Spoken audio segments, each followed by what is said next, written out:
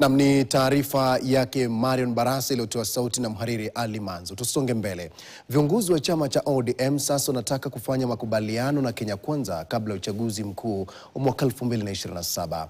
Wakizungumza baada ya kuzuru boma la mwenda zake Cyrus Jirongo katika eneo la Lugari huko Kakamega, viongozi wamesisitiza pendekezo lao la kupewa kazi za juu serikalini iwapo watafanya kazi kwa pamoja na Rais William Ruto kwenye uchaguzi mkuu ujao. Mwanahabari wetu Winfrey Owino anaangazia ziara fupi ya viongozi hao katika kaunti ya Kakamega mapema leo.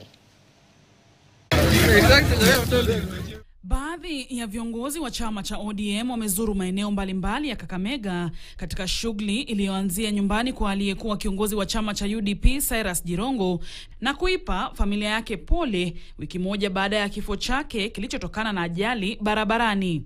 Huko kwetu mananasi. Wakiongozwa na mwenyekiti wa chama cha ODM Gladys Wanga, viongozi hawa wamemtaja waziri wa zamani Cyrus Jirongo kama mwandani wao wa kisiasa ambaye hakuwahi pata aibu kutambulisha familia yake licha ya kuwa na mke zaidi ya mmoja.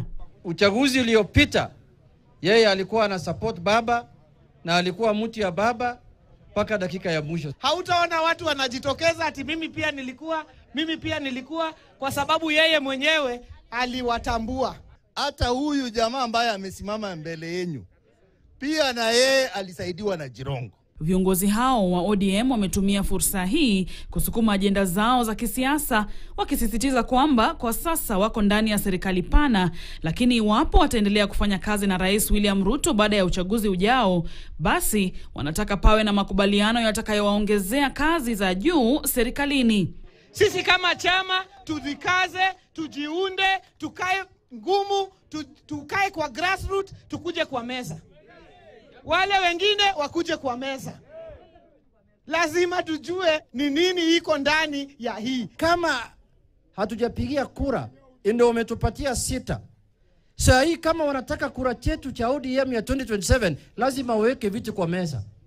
Watu waambie wanapatia sisi ngapi. Lazima watu wazungumuze. Ukiongea juu ya broad base, ongea juu ya 10 points agenda. Hawa ni kama wale watoto mapacha wamezaliwa wameshikana. Ukitaka kutoa mmoja, pengine mmoja atakufa ama wote wakufe.